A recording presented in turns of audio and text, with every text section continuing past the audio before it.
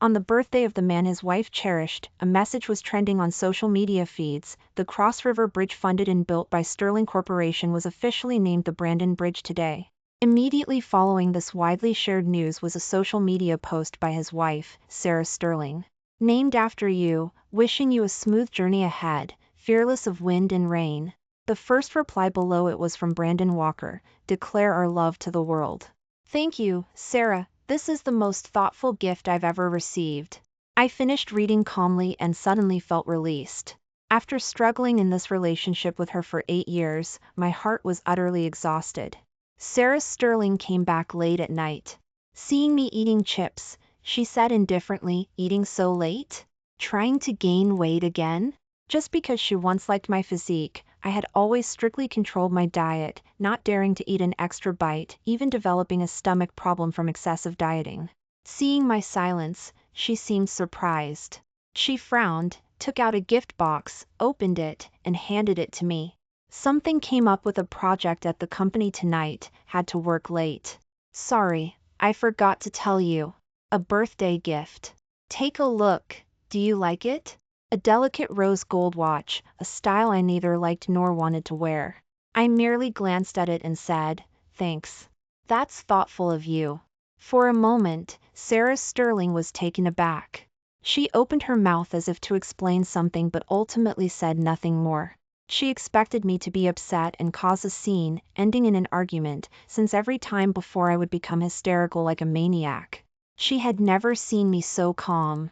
When I saw that social media post, I also thought I would be furious and storm into Sarah Sterling's office to confront her, demanding an explanation. But this time I didn't. I just felt tired. Today was my birthday. Sarah Sterling told me she had specifically booked a table at my favorite restaurant in old pick-me-up after work to go together. For this date, I had dressed up. But I waited for her at home/apartment all day and she never showed up. I couldn't reach her by text or phone call. Not until I saw that social media post, "The Cross River Bridge, funded and built by Sterling Corporation, was officially named the Brandon Bridge today." This bridge was named by CEO Sarah Sterling after her loved one, carrying special commemorative significance. Immediately following this widely shared news was a social media post by my wife, Sarah Sterling. The accompanying picture was of her and Brandon Walker having dinner at my favorite restaurant. Brandon Walker had his arm intimately around her waist, and Sarah Sterling was leaning her head on his shoulder, holding a miniature model of the Cross River Bridge in her other hand. This social media post went viral on other platforms as well, especially the line, "Named after you, wishing you a smooth journey ahead, fearless of wind and rain." Sarah Sterling also became the ideal woman in the eyes of many men. After seeing it, I calmly went downstairs and bought myself a cake and a pile of chips. Passers-by glanced at my overly dressed-up appearance with curiosity. After returning home/apartment, I lit candles alone, sang happy birthday to myself, and silently made a wish. I wished that after 30, David Miller would live freely and easily without Sarah Sterling. Blowing out the candles, I stuffed large bites of sweet, creamy cake into my mouth. They say cake is sweet, but the one I was eating tasted distinctly bitter. Just as I was about to open a second bag of chips, Sarah Sterling stopped me. She frowned and said, "Didn't I tell you to eat less junk food? It's bad for your health." "Just craving some." I put down what I was holding, got up, took a shower in the bathroom, and lay down on the bed to rest. That night, as I slept, Sarah Sterling turned and wrapped her arms around mine. I knew this was her way of seeking reconciliation. Her body felt hot against mine. I only felt cynical and ridiculous. I closed my eyes and said in a cold voice, "Sorry, I'm not feeling well lately." "Not feeling well where? You seem fine." She leaned in, trying to kiss me. "Nauseous," I said. It was the truth. The strong scent of men's cologne on her filled the air, making me feel repeatedly nauseous. She froze, as if she hadn't expected me to say that. "My stomach feels a bit upset, nauseous." I took her hand off me and pulled the blanket/comforter tighter. "Maybe I ate too much."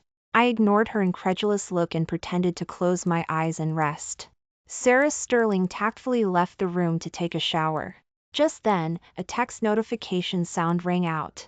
It was from Uncle Robert, my design studio partner. David, I really didn't want to bother you this late, but I truly feel the opportunity to study at Armani headquarters is very important, both for you and for our entire design studio.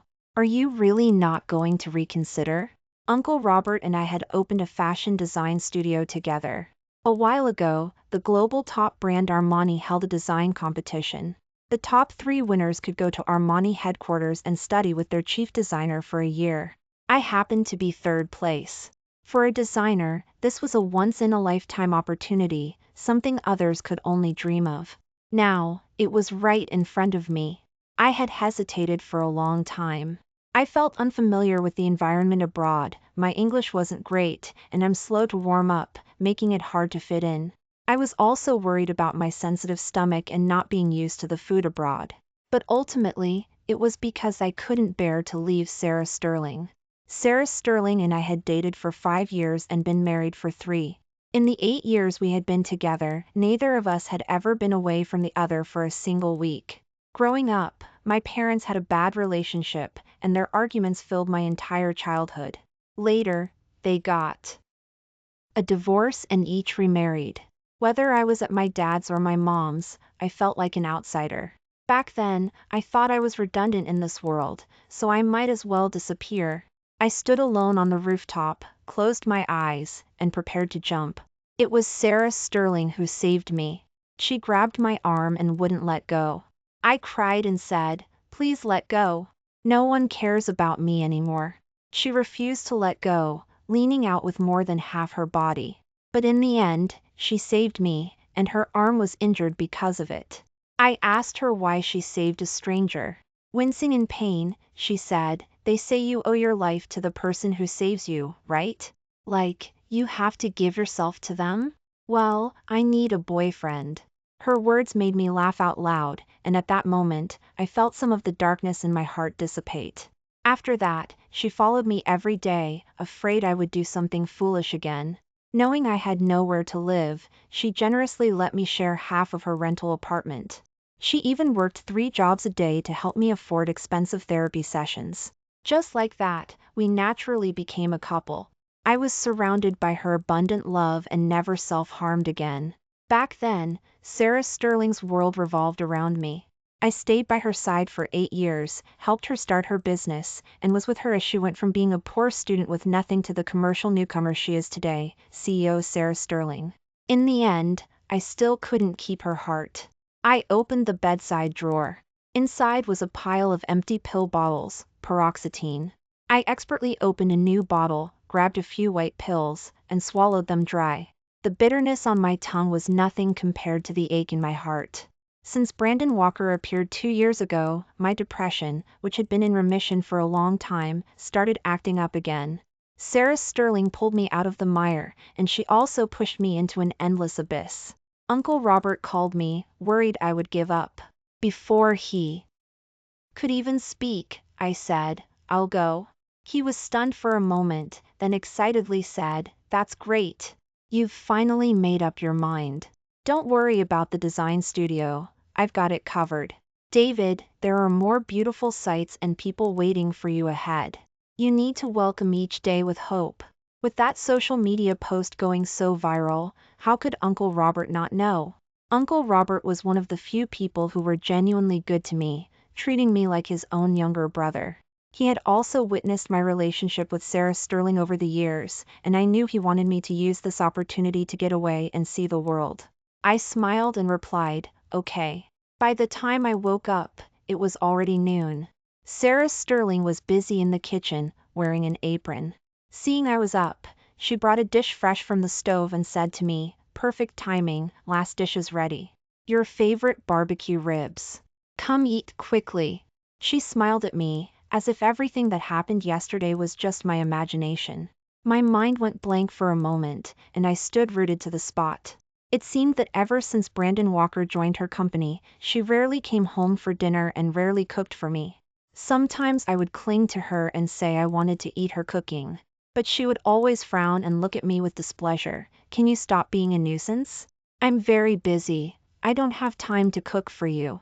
After so many times, I stopped asking and embarrassing myself.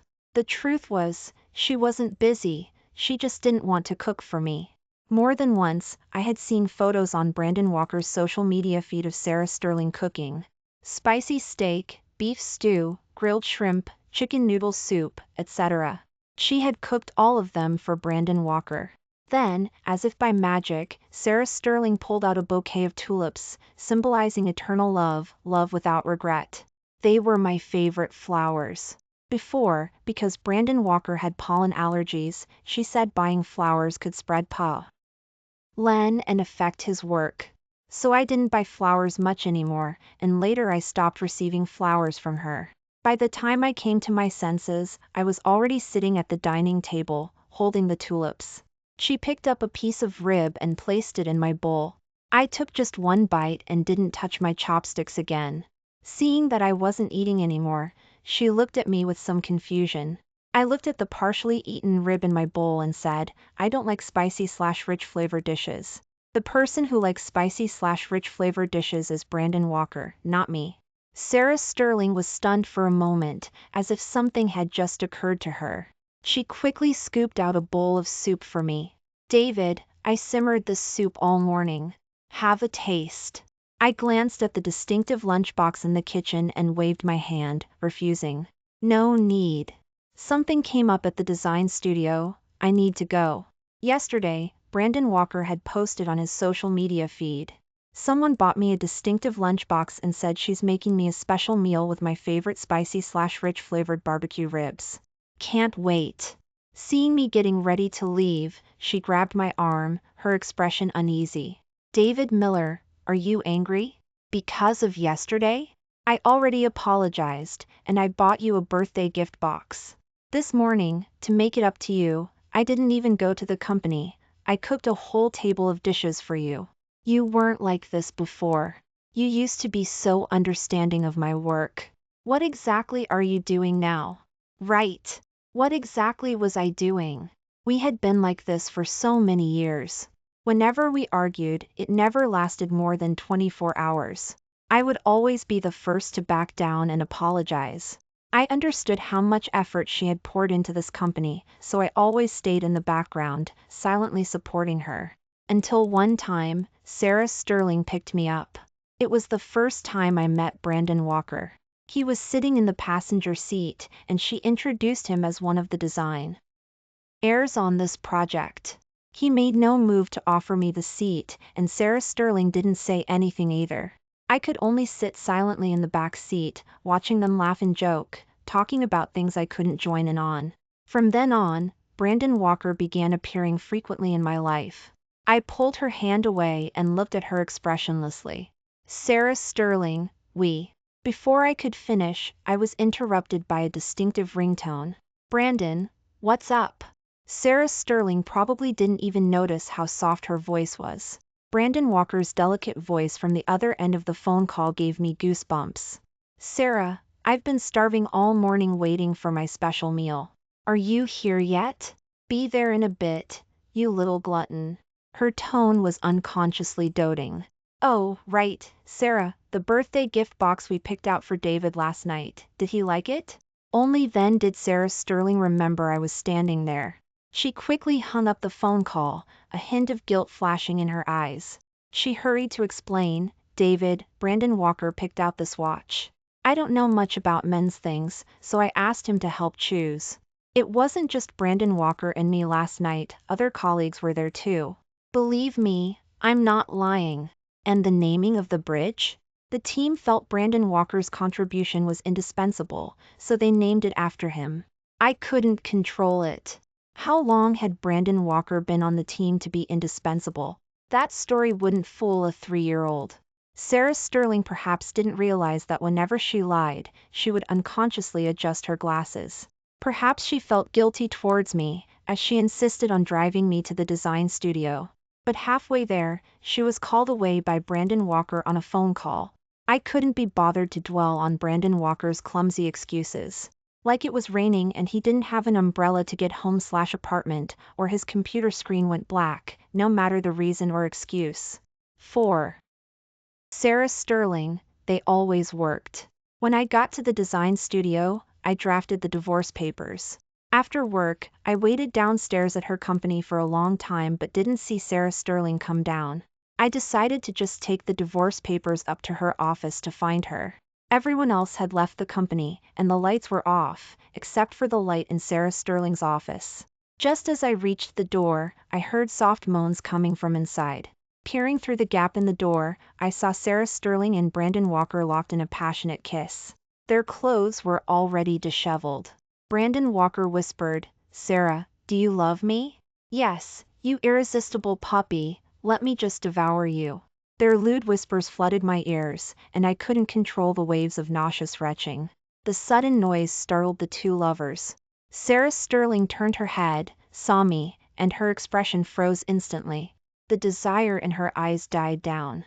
Her voice was hoarse as she said, "David, let me explain, it's not what it looks like." Our eyes met. There was panic and helplessness in her eyes, but no trace of guilt or pain. I walked towards her step by step. Brandon Walker stood in front of her protectively, like a hawk shielding a chick, and said with a pained expression, "David, don't blame Sarah, blame me." Slap! I cut him off with a slap. Then, I threw the divorce papers at Sarah Sterling's feet and said coldly, "Sarah Sterling, we're done." She knelt down, her eyes regaining their calmness. Her voice was gentle, like soothing a difficult child. "David, please don't go, okay? Don't be like a child who refuses to grow up, acting so impulsively. Give me some time, I'll handle everything." Looks like she had already appeased her little lover and was now back to coaxing me. How could she handle it? It would just be pretending to fire him from the company and then hiding him somewhere else. Then she would lie to me again, fantasizing that I would forgive her, dreaming a life where she could have both of us. I ignored her, continuing to pack my things, just moving faster. She scurried around me like a frantic fly. "David, you can't do this to me. I saved your life. You promised you'd stay with me forever. We haven't had children yet. Didn't we agree to have a baby this year? Please just talk to me." How could she say such shameless things? I sighed and looked at her calmly. "Let's part amicably." Her eyes were filled with pain and self-reproach. Her voice was hoarse and trembling, each word seemingly laced with endless regret. "I was wrong, I was truly wrong. Please give me another chance, okay?" I remained silent, thinking about the photos and messages Brandon Walker had just sent me. "You made her delete me, but what does deleting WeChat matter? We can still call, even send Alipay messages. I can reach her whenever I want. Who wins, who loses? It's not decided yet." I replied, "If you like her so much, you can have her. But it seems you forgot, she'd rather block you than give you a proper title."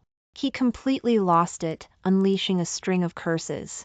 At that moment, Sarah Sterling's gaze darted nervously, and she couldn't even meet my eyes. Her hands unconsciously rubbed together, betraying her tension. To her surprise, I agreed. "All right, but you have to promise me one condition." Sarah Sterling looked as if she couldn't believe her ears. She looked up at me, her face breaking into a radiant smile. "As long as you don't leave me, I'll agree to anything you say. We've been together for so many years, and you've never traveled abroad with me. Go see the aurora borealis with me. If you can stay with me for 1 week without returning home/apartment, I'll forgive you, and we can start over. I heard that if you're lucky enough to see the aurora, you'll be happy forever. You'll go with me, right?" She awkwardly fumbled with her vibrating phone. After a long while, she finally managed to look up at me and say, "Okay. Wherever you want to go, I'll go with you." So, without giving her a chance to react, I booked the tickets and boarded the plane directly at the airport. On the plane, Sarah Sterling seemed constantly restless. She kept checking her phone from time to time. I asked her if she had something urgent. She didn't have to go.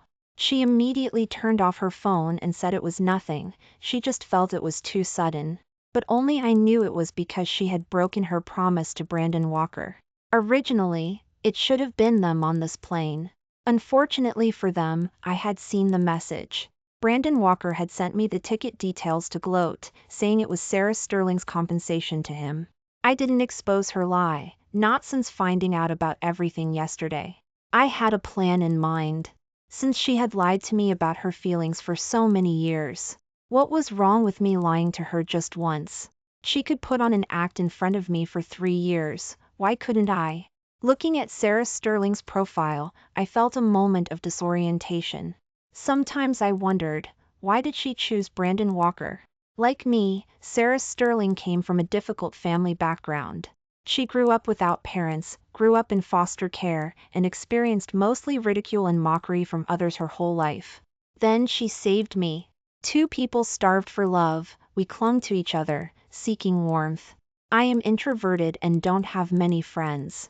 I dislike crowded places and prefer being alone and quiet. When I was with Sarah Sterling, we didn't have much to talk about. Sarah Sterling had told me more than once that I lived like an old person at a young age, finding it very dull. After 10 years together, we had unconsciously transitioned from lovers to something like family. Brandon Walker, on the other hand, was the complete opposite of me. He was sunny, outgoing, and generous. Anyone who interacted with him would inevitably like him. He grew up in a loving environment, so he freely shared his tie-in. He would take Sarah Sterling to do things she had never done before. For instance, the first step was to get rid of her prim, old-fashioned clothes and glasses. He took her to dye her hair, wear fashionable and beautiful clothes, and experience the nightlife at bars.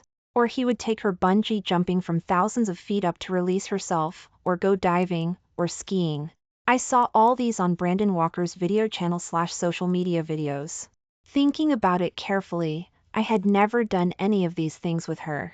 I really was too boring. Faced with Brandon Walker's passionate and flamboyant affection, how could Sarah Sterling possibly resist? The Aurora is truly beautiful. Brandon Walker really knows how to pick a place. Being here, it feels like you can forget all the troubles in the world. Sarah Sterling perhaps was feeling guilty, or perhaps for some reasons I couldn't understand. She stopped constantly checking her phone and stayed with me here in the Arctic region. Distant couples were passionately kissing. Sarah Sterling was also moved. She pulled me into the dazzling aurora, and we hugged, laughed, played, and chased each other. It felt like we were back in the early days of our passionate romance. Suppressing my nausea, I posted a video to my social media feed. Brandon Walker finally couldn't hold back and made a video phone call, as if in disbelief. Wearing my earphones, I pointed the camera towards Sarah Sterling, who was singing and dancing around the bonfire with other travelers. He sounded like he couldn't believe it was real, yelling hoarsely, "David Miller, you're despicable. Aren't you supposed to be divorcing her? Why are you still clinging to her? What are you trying to pull, acting innocent?" I said non-committally, "It seems you've got it wrong. I'm not clinging to her. She's the one who keeps bothering me." She cried and knelt before me, begging me for another chance, asking me to forgive her, or she'd kill herself. After 8 years together, I couldn't just stand by and watch something happen to her, could I? She said she was willing to give up everything back home and settle down abroad with me. Of course, half of what I said was true, half false. The goal was to plant a seed of doubt in his mind. Brandon Walker couldn't stand it for long, especially seeing that Sarah Sterling had lied to him and come with me to see the aurora.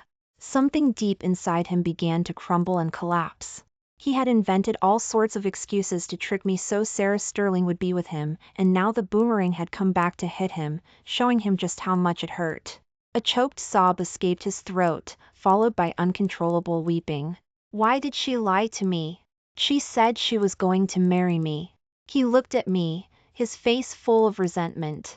I watched him crumble impassively. Brandon Walker had indeed played his cards well, proceeding cautiously step by step.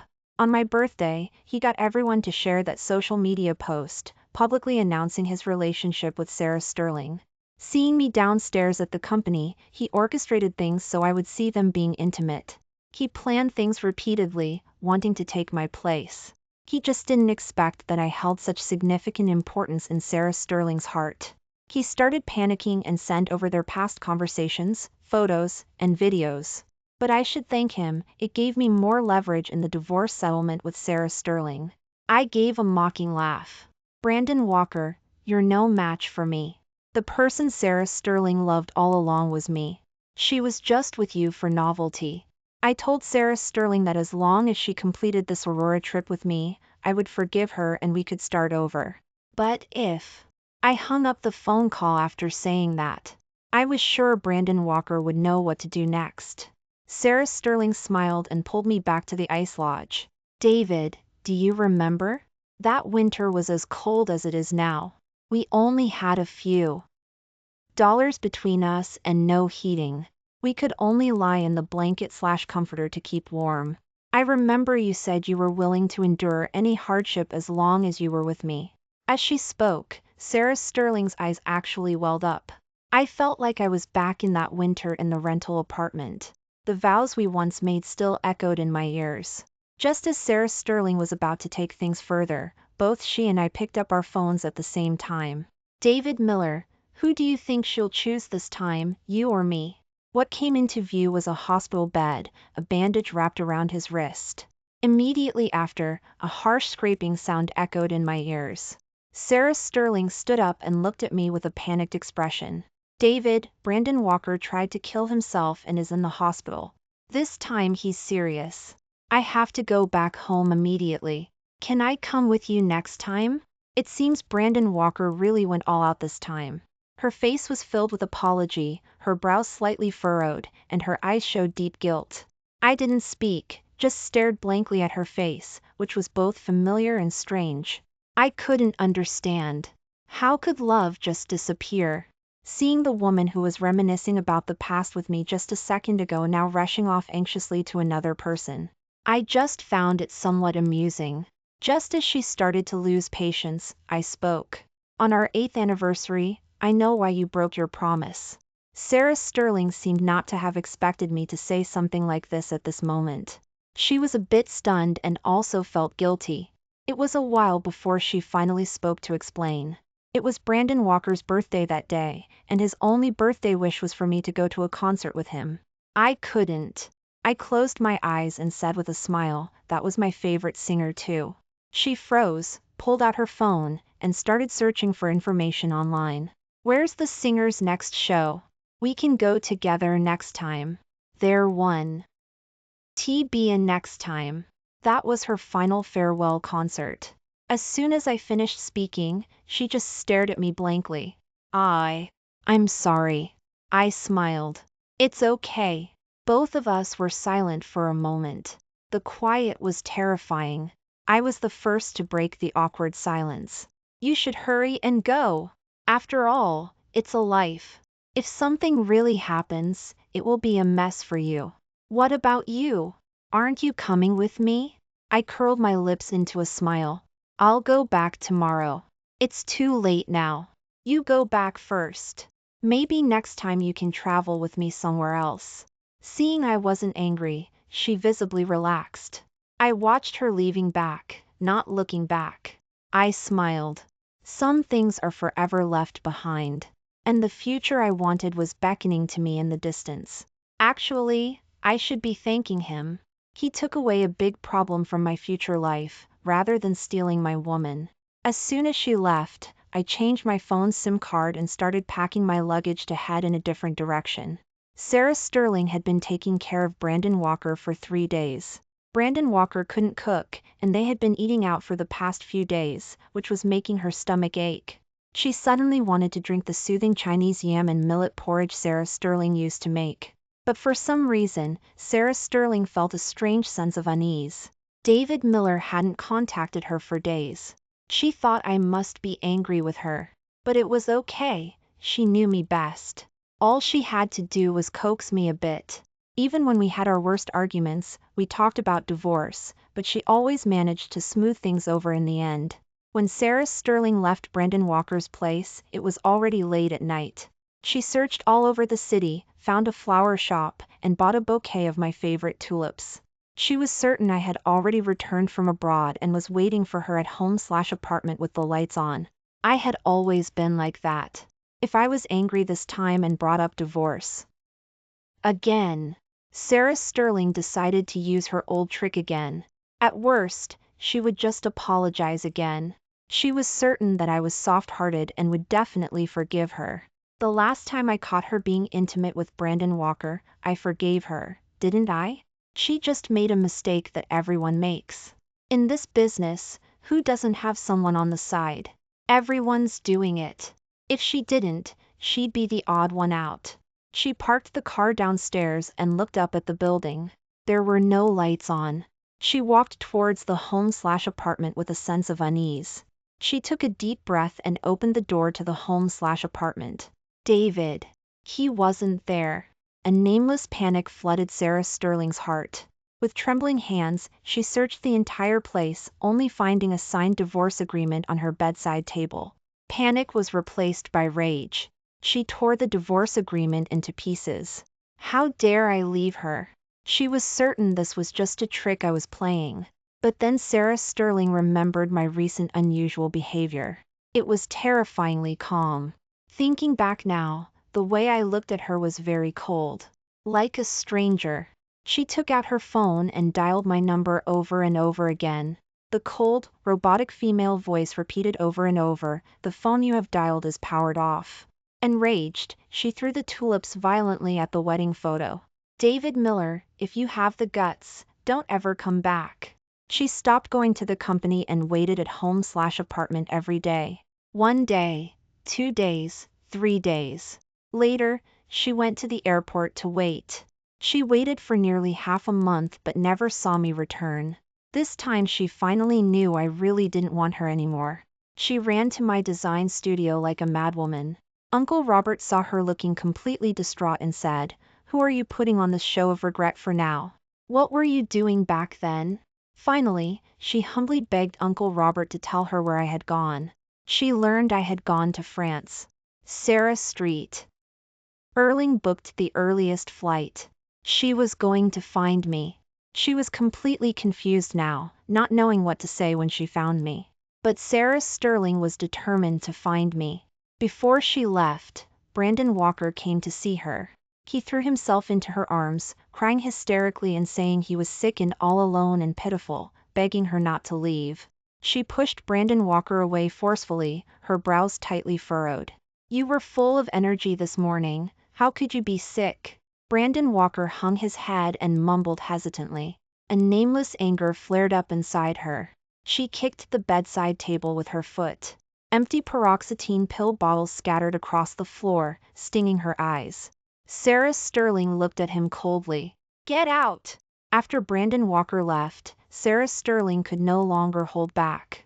She knelt on the floor, burying her head in her hands and sobbing uncontrollably. What had she done to her husband? I knew Sarah Sterling would tear the signed divorce agreement into pieces when she saw it. She was obsessive. She wouldn't just let me leave that easily. So I didn't expect her to sign the divorce agreement. After all, the evidence I had would make the legal process much faster. I just didn't expect that a few months after I arrived in Paris, Sarah Sterling would also show up. After some time apart, her face was haggard, her dark circles were very deep, and she smelled strongly of alcohol. It was clear Brandon Walker hadn't been taking good care of her during this time. When she saw me, she seemed reserved. She just nervously took the things from my hands and didn't say a word. I didn't refuse. There were some things that needed to be said clearly. I took her back to my home/apartment. Seeing the women's sneakers outside the door, she lost all color in her face, just staring at me in disbelief.